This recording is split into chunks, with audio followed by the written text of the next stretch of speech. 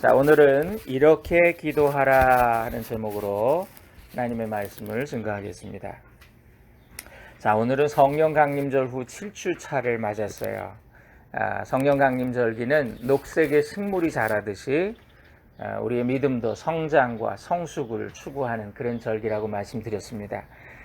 우리가 산상수훈을 계속해서 연속해서 묵상을 하고 있어요. 지난주에 우리가 보이지 않는 하나님에 대해서 나누었습니다. 숨어 계시는 하나님, 은밀한 중에 보시는 그 하나님. 그러니까 우리가 구하기 전에 우리의 모든 필요를 알고 계시는 그 아버지 하나님을 절대적으로 신뢰하고 그 하나님만 두려워하고 그분만 의식하는 그런 태도로 우리가 경건 생활도 해야 되고 또 선행도 구제도 해야 된다. 그렇게 말씀드려요. 그때 그거를 하나님이 기쁘게 받으신다 그랬습니다. 그러니까 예수님 말씀은 인간적인 의의를 버리고 나의 의, 예수의 의, 하나님의 의를 힘입어라, 옷 입어라 그런 말씀이라고 제가 말씀을 드렸어요. 우리가 하나님 안 보인다고 대충 사람 바라보고 사람 의식하고 그렇게 믿음 생활도 하고 선행도 하고 뭐 이렇게 눈치 봐서 헌금도 하고 이렇게 하다 보면 결국 우리는 위선자가 되고 하나님께 책망을 듣는 그런 바리새인이 될 수밖에 없다. 믿음의 본질에 대해서 주님이 계속해서 말씀을 해주시고 계십니다. 그러면서 이제 예수님은 오늘 뒤이어서 본문의 말씀을 주셨는데요. 근데 그러므로가 나오면 항상 결론적으로 이런 뜻이에요. 그러니까 너희는 이렇게 기도하라 그러셔요. 예수님이 우리에게 기도를 가르쳐 주셨습니다. 이걸 우리가 뭐라 그러죠? 주기도문이라, 주님이 가르쳐 주신 기도라 그렇게 말합니다. 누가복음 11장에도 이 주기도문이 나와요. 거기 보면은 예수님이 이 기도를 제자들이 우리에게도 기도를 가르쳐 주소서 그렇게 요청을 했더니 그때 가르쳐 주셨다 이제 이렇게 나오는데요. 기도를 주님이 가르쳐 주셨다. 여러분, 기도도요 주님이 가르쳐 주셔야 돼요. 인간은 자신에게 무엇이 선하고 좋은지 잘 알지 못해요. 마치 어린아이가 엄마한테 칼 달라고, 엄마 칼질하는 거 보고 너무 재밌어 보이니까 칼 달라고 그렇게 떼쓰는 것과 비슷해요. 그래서 바울 사도는 로마서 8장에서 뭐라 그랬냐면 우리가 마땅히 빌 바를 알지 못한다. 우리는 뭘 위해서 기도해야 되는지도 잘 모른다. 그렇게 표현을 하셨어요. 예수님도 그러셨죠. 너희 기도할 때 이방인들처럼 그렇게 구하면 안 된다. 중언부언, 내가 무슨 말을 하는지, 내가 진짜 뭘 원하고 있는지도 잘 생각하지 못하면서 하는 그런 공허한 기도를 예수님이 경계하셨죠. 여러분, 우리 인간은 죄성이 가득한 인간이기 때문에 우리의 기도조차도 이기적이에요. 자꾸 욕심으로 간구해요. 어떤 사람은 기도하면서 하나님을 설득하려고 합니다. 때로는 하나님 앞에 협박도 해요. 나 정말 기도 안 들어주시면 교회 안 와요. 이런 분들도 있어요.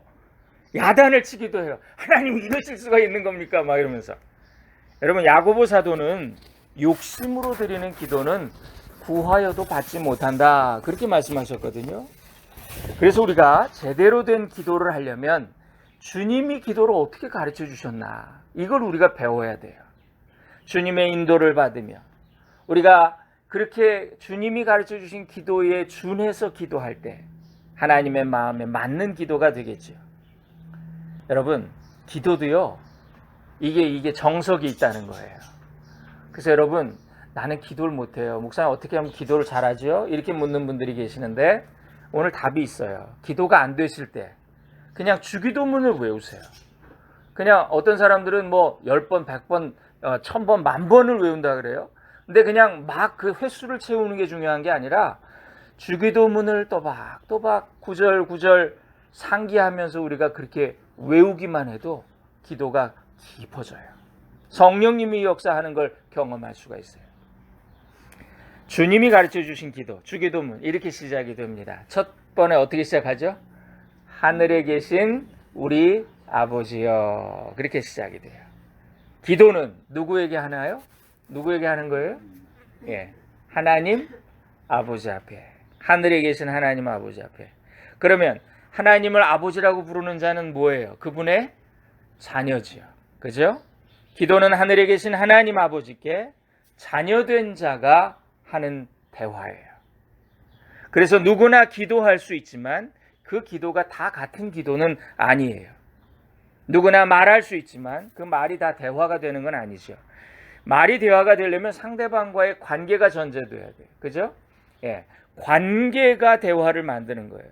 서로 알고 또 구체적인 그런 관계가 있을 때 그들의 말이 대화가 된다.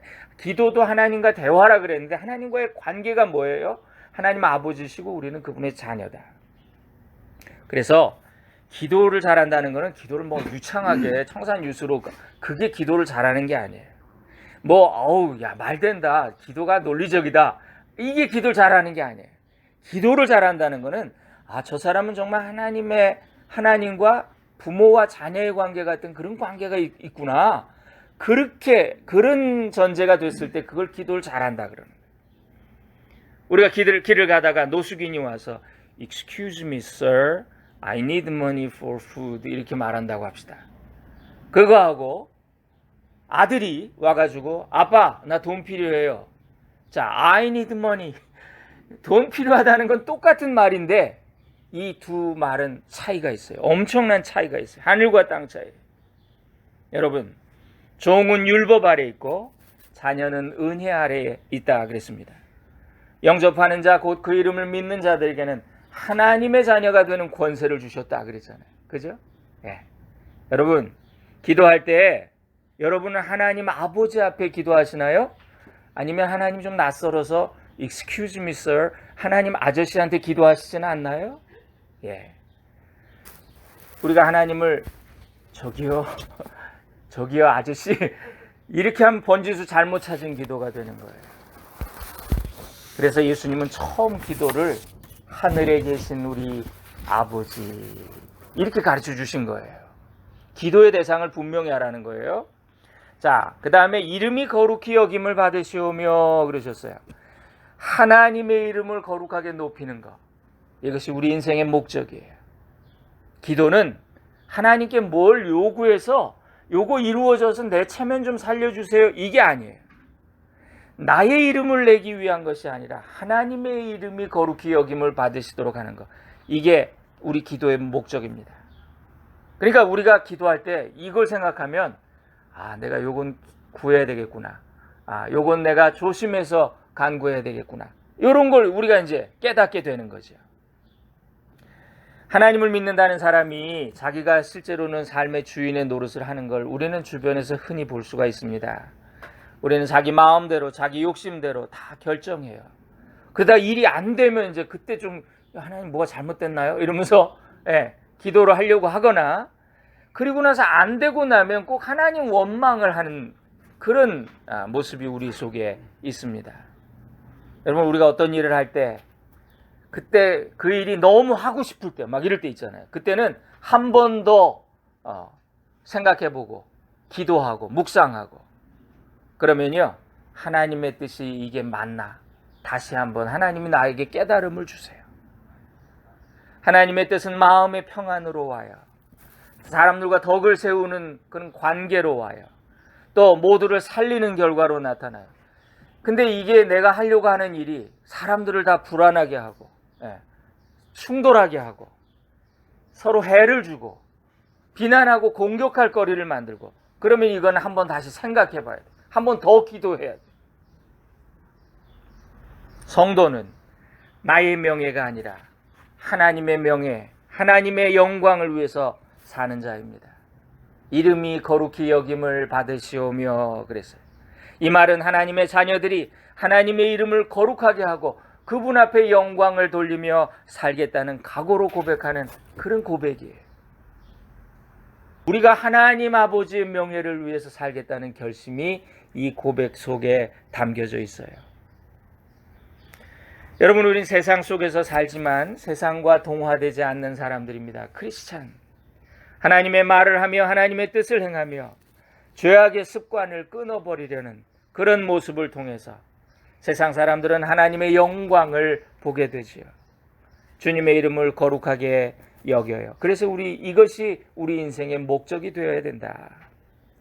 사람의 제일 되는 목적은 하나님을 영화롭게 하는 것이다. 웨스트민스터 신앙고백 첫 구절이에요. 오늘날 우리가 교회의 모습을 돌아봅니다. 여러분, 교회를 통해서 하나님의 이름이 거룩히 여김을 받고 계시나요? 요즘 어떻습니까? 하나님의 이름이 교회와 교인들을 통해 모욕을 받고, 또 사람들이 또 교회야.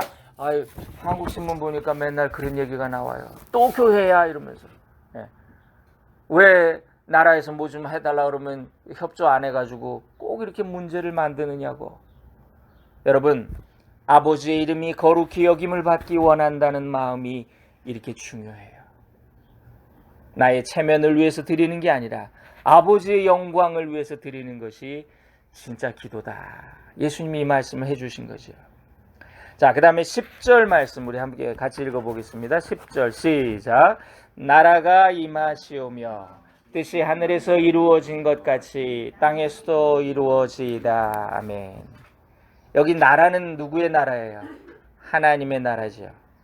그러니까 하나님의 나라가 임하시오며, 이거는 하나님의 나라는 우리가 죽어서 가는 곳이기도 하지만 또 동시에 지금 우리에게 임할 수 있는 곳이기 때문에 이렇게 기도하라고 그러셨어요. 우리는 이 땅을 살지만 이 땅이 전부가 아니라는 걸 아는 자들이죠. 여러분, 미국 시민권자는 세계 어느 나라에 가도 미국 시민의 자격으로 삽니다. 현지에 살지만 미국의 세금 보고하고 나중에 미국에서 받을 보장을 또 기대하면서 살아요. 성도는 세상이 나의 나라가 아니라는 걸 아는 자예요.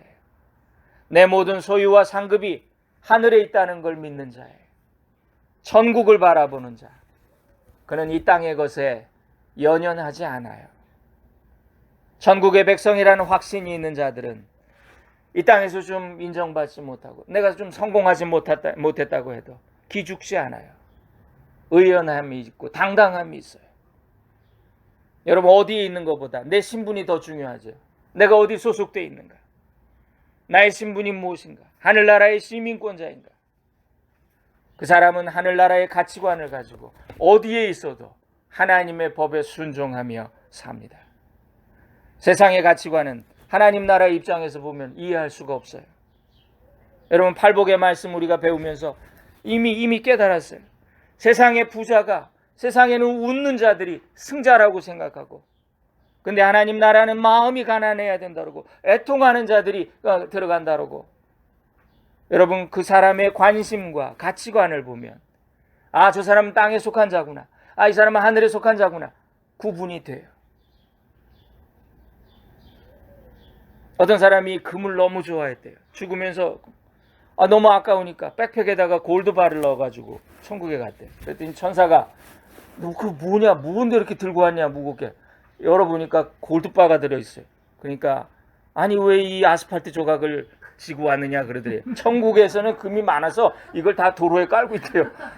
이 웃자고 하는 얘기예요. 그러나 여러분, 이게 천국의 가치관이라는 게 이런 거예요. 만약에 천국의 가치관으로 본다면 황금을 진짜 돌같이 볼 수가 있는 거죠.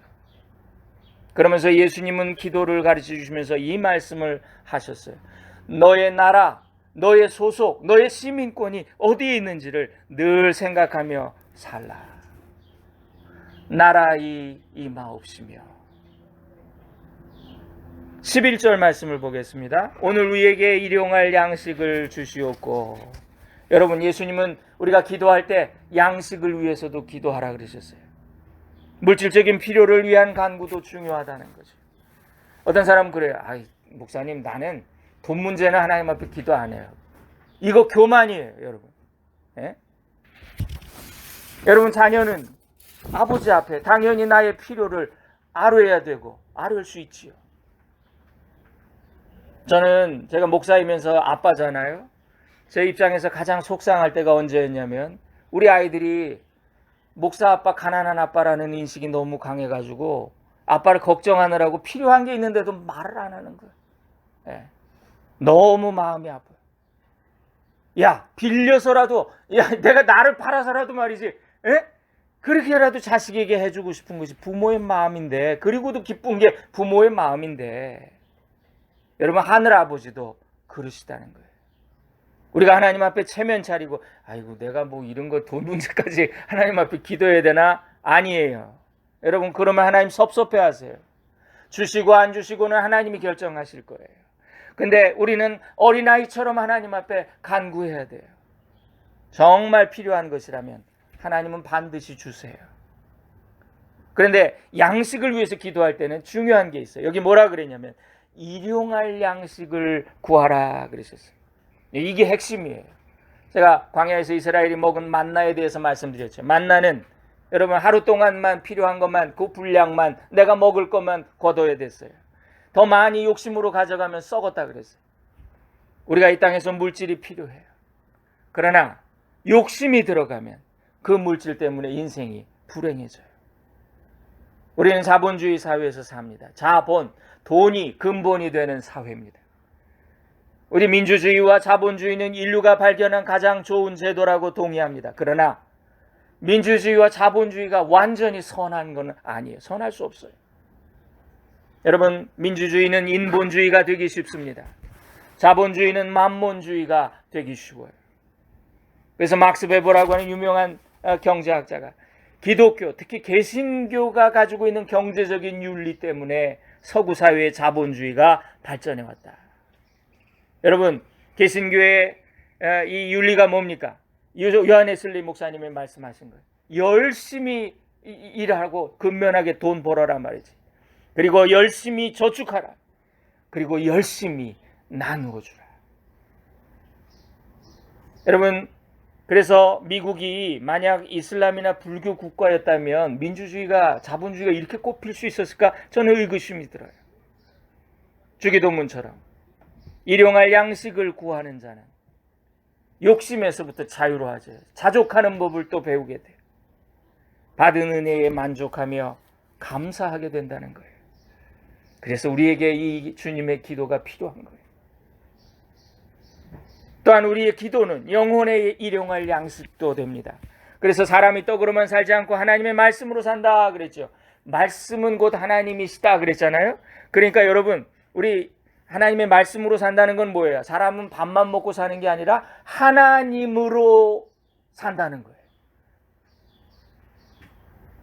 여러분, 그러니까 하나님과의 교제가 기도인데 기도는 일용할 양식이라는 거예요. 여러분, 기도는 매일매일 계속되어야 합니다. 한 달에 한 번, 1년에 한 번 몰았다가 기도하면 될까요? 밥을 한 달치, 1년치, 일주일치 먹는 사람이 있나요? 우리가 금식은 잘 못하는데 기도는 많이 금식하죠. 예. 여러분, 하나님은 우리가 일용할 양식을 구하며 날마다 당신과 교제하기를 원하세요. 그래서 일용할 양식을 구하라고. 이건 영적인 것도 되고 육적인 것도 되는 거예요. 자, 12절 말씀 우리 함께 같이 읽겠습니다. 12절입니다. 시작. 우리가 우리에게 죄 지은 자를 사하여 준 것 같이 우리 죄를 사하여 주시옵고. 참 이건 어려운 기도예요. 용서가 제일 어려운 것 같아요. 내 눈에 흙이 들어가더라도 흙이 들어가기 전에 용서할 수 없어. 그게 우리 사람의 마음이에요. 그래서 어떤 목사님 그래요. 그러면 눈에 흙을 뿌리고라도 용서하래요. 그거는 너를 위한 거라는 거예요. 그래서 여러분, 우리가 이 기도를 할 때 하나님의 도우심을 구하는 거예요. 이게 기도하는 거예요. 이렇게 예수님의 십자가 보혈을 의지해야 용서할 능력이 생겨요. 여러분, 십자가가 용서잖아요. 아버지, 저들의 죄를 용서해 주세요. 예수님, 이게 십자가의 능력이라는 거예요. 여러분, 우리가 능력하면 무슨 파워, 무슨 은사, 이런 거, 지위 이런 거 생각하는데, 여러분, 그리스도인들의 능력은 뭐냐면 십자가라는 거예요. 내게 능력 주시는 자 안에서 내가 모든 것을 할 수 있느니라. 거기서 그 능력이라는 말은 십자가예요. 사랑의 능력이, 희생의 능력이, 용서가 능력이에요. 여러분, 그리스도인들은 이 능력을 받은 자들이에요. 이 용서가 얼마나 중요한지 예수님은 주기도문 뒤에다가 이걸 한 번 더 강조하셔가지고, 주기도문 딱 끝나고 너희가 사람의 잘못을 용서하면 하늘 아버지께서도 너희 잘못을 용서하시려니와, 너희가 사람의 잘못을 용서하지 아니하면 너희 아버지께서도 너희 잘못을 용서하지 아니하실 것이다. 이렇게 말씀하세요. 여러분, 회개가 끝난 인생 없어요. 용서가 끝난 인생 없어요. 우리는 끝까지 계속 용서하고 날마다 회개하고. 그러니까 이 기도는 주님의 용서를 내 안에 확실하게 새길 때 나도 남을 용서할 수 있다. 그러니 주님, 내게 그 구원의 확신을 주세요. 내가 주님 앞에 용서받았다는 그 확신 속에서 거하게 해주세요. 그런 기도예요. 여러분, 그래서 기도할 때는 우리가 회개하는 기도로 먼저 시작하라 그러잖아요. 그죠? 예. 여러분, 감사, 그 다음에 회개, 뭐 이렇게 순서가 있잖아요. 우리가 대표 기도할 때도 그런 거 같이 나누잖아요. 그러므로 기도의 시간은 나의 죄를 고백하는 그런 회개의 시간입니다. 그리고 그 죄를 용서받은 은혜의 시간이에요. 그 확신이 딱 들게 되면 그 다음에 하나님 앞에 이 기도를 우리가 드릴 수 있지요. 예, 주님, 내가 나에게 잘못한 자를 정말 어려운데 주님의 은혜로 용서하게 됐습니다. 저의 죄도 용서해 주세요. 기도는 상대방이 아니라 나를 변화시킨다. 이것이 기도의 능력이고 용서의 능력이지요. 자, 13절 말씀을 보겠습니다. 13절 우리 같이 읽을까요? 우리를 시험에 들게 하지 마시옵고 다만 악에서 구하시옵소서. 나라와 권세와 영광이 아버지께 영원히 쌓옵나이다. 아멘. 시험은 누가 주나요? 악한 마귀가 줘요. 마귀는 태초부터 하나님과 원수된 자입니다. 하나님의 자녀된 인간을 시험 들게 만들어요. 그래서 하나님의 영광에 이르지 못하게 하는 게 원수 마귀예요. 제가 감명 깊게 본 영화 중에 데블스 애드보킷이라는 영화가 있어요. 악마의 변호사. 거기 보면은 이 주인공이 시골 출신 변호사인데요. 너무 잘 나가요. 변호만 하면 다 이게 승승장구. 그런데 뉴욕 대형 로펌에서 스카우트 제의가 왔어요. 엄마가 기도를 많이 하고 아내가 또 아주 이쁘고 그냥 행복한 사람인데 자기 노는 물이 너무 좁은 것 같아요. 그래가지고 뉴욕으로 갔어요. 갔는데 거기서 큰 로펌, 초대형 로펌에서 어떤 사회 정치인들 막 이런 사람도 있잖아요. 구조적인 악을 변호하는 그런 역할을 하게 돼요. 그래가지고 승승장구합니다. 그런데 자기는 점점 타락해 가는 거예요. 근데 자기 자신을 구하려고 어렸을 때 엄마가 얘기한 그 구원이 생각나서 이건 내가 가야 될 길이 아닌데 그래가지고 근데 그 자기를 스카우트한 그 로펌의 대표가 마귀인 거야. 악마였던 거예요. 그러면서 내가 너를 내 자식으로 이제 키워가지고 이 법의 제국에서 너를 왕으로 만들겠다고. 그렇게 그래가지고 어떻게 벗어날 수가 없으니까 나중에는 어떻게 하냐면요. 그러면 당신이 나를 이렇게 만들었지만 나에게 아직 자유의지가 있지 않냐고 그러면서 자기 머리에다 총을 쏴가지고 자살을 해요. 근데 그 순간에 과거의 한 시점으로 꿈꾸듯이 다시 돌아옵니다. 꿈을 깬 것처럼 현실로 돌아왔어요. 근데 그 시점이 어느 시점이냐면 자기가 이제 자기 인생의 방향을 결정하는 거예요. 이 변론을 하면 내가 변호사로 성공하고 돈 벌고 근데 이거는 악이야. 분명히 악이야. 그래서 내가 양심을 지키려면 이걸 포기해야 돼, 변론을. 그걸 고민하는 단계로 딱 돌아온 거예요. 그래가지고 성공해봐야 그게 아무것도 아니구나. 마귀 또 쫓아가는 길이구나. 그래가지고 이제 그거 거절하고 그리고 이렇게 떠나려고 이제 하는데 사람들이 난리가 났어요. 당신 우리 마을의 영웅이라고 살아있는 양심이라고 기자들이 와가지고 막 그 사진을 찍으면서 당신 이 신문에다가 크게 내고 싶다고 괜찮냐고 그랬더니 맘대로 하라고 그러면서 이제 가는데 그 기자의 얼굴이 갑자기 그 마귀의 얼굴로 싹 바뀌면서 뭐라 그러는지 아세요? Vanity is my favorite sin. 그래요. 마귀가 하는 말이에요. 인간의 마음에 욕심과 허영심을 집어넣어줘가지고 그거 하니까 다 넘어가 되려는 거예요, 사람들이. 네. 여러분, 우리는요, 죄의 유혹은 언제나 있고 어디나 있어요. 내가 한번 유혹을 이겼다고 다 된 거 아니에요. 그 다음에 마귀는요, 더 업그레이드된 유혹을 가지고 나를 넘어뜨리러 공격하러 또 온다고요. 죄의 삭은 사망인데 그 죄의 결과는 반드시 우리를 찾아와요. 유혹은 태초부터 있었습니다. 세상 끝날까지 마귀는 우리를 시험하기 위해 따라다닐 거예요. 그러므로 오늘 예수님의 이 기도, 우리를 시험에 들게 하지 마시옵소서, 악에서 건져주시옵소서. 여러분, 이거는요 반드시 드려야 되는 기도고 우리가 지속적으로 드려야 되는 기도라는 거예요. 시험에 들지 말아야죠. 그런데 여러분, 시험에 성이 함락될 때는요 보초나 또 이런 사람들이 한 사람이 잠들거나 또는 그들이 적의 습격을 받았을 때 성이 무너집니다. 근데 여기 예수님 뭐라 하셨냐면 시험에 들지 말게 하시옵소서 할 때 저를 시험에 들게 하지 마시옵소서가 아니라 우리를 시험에 들게 하지 마시옵소서, 이렇게 기도를 하라는 거예요. 여러분, 이건 뭐냐면 한 곳이 뚫릴 때 전체가 무너진다는 거예요. 여러분, 공동체가 무너지지 않기 위해, 우리 교회와 우리 가정과 우리 사랑하는 자녀들을 지키기 위해 우리가 이 기도를 해야 되는 거예요. 저 사람 원래 그렇게 악한 사람 아니야. 본래부터 악한 사람 있나요? 악에게 쓰임 받을 뿐이지요. 우리가 그래서 영을 분별하는 거예요. 그래서 우리는 서로를 위해 중보해야 돼요. 우리를 시험에 들지 말게 해주세요. 하나님, 저도 시험에 들지 말게 해주시고 우리 교회의 목사부터 우리 일꾼들부터 우리 모두가 시험에 들지 않게 해주세요. 우리 가족들이 손잡고 함께 기도해야 돼요. 부부가 자녀와 함께 기도해야 돼요. 우리 가족들 시험에 들지 않게 해주세요. 교회 재직들이 기도해야 되고 속장과 속도원들이 함께 기도해야 되고, 그때 꼭 이 기도를, 우리를 시험에 들지 말게 해달라고. 누군가 한 사람이 시험을 당하면 가정과 어려움, 그 교회가 다 어려움을 같이 당해요.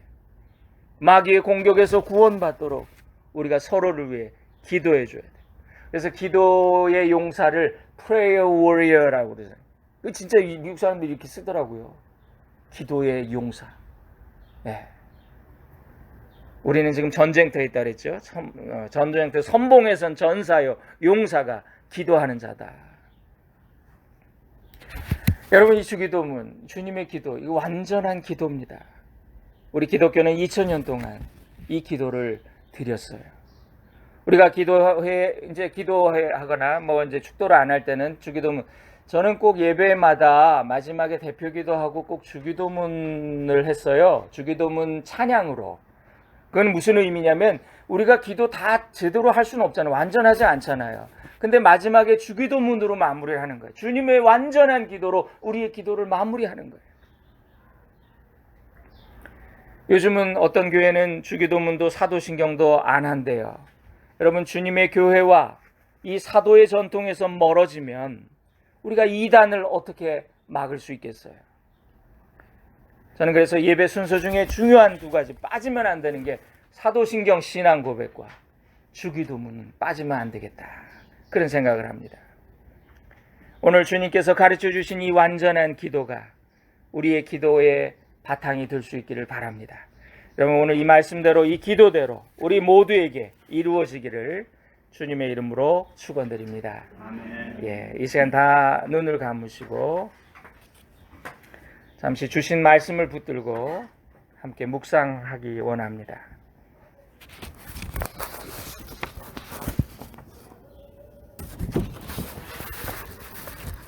하늘에 계신 우리 아버지, 이름이 거룩히 여김을 받으시오며 하나님의 나라가 임하시오며 하나님의 뜻이 하늘에서 이룬 것 같이 땅에서도 이루어지이다. 오늘날 우리에게 일용할 양식을 주시옵고 우리가 우리에게 죄 지은 자를 용서해 준 것 같이 우리 죄를 용서해 주시옵고 우리를 시험에 들게 하지 마시옵고 다만 악에서 구하옵소서. 나라와 권세와 영광이 아버지께 영원히 있사옵나이다. 아멘.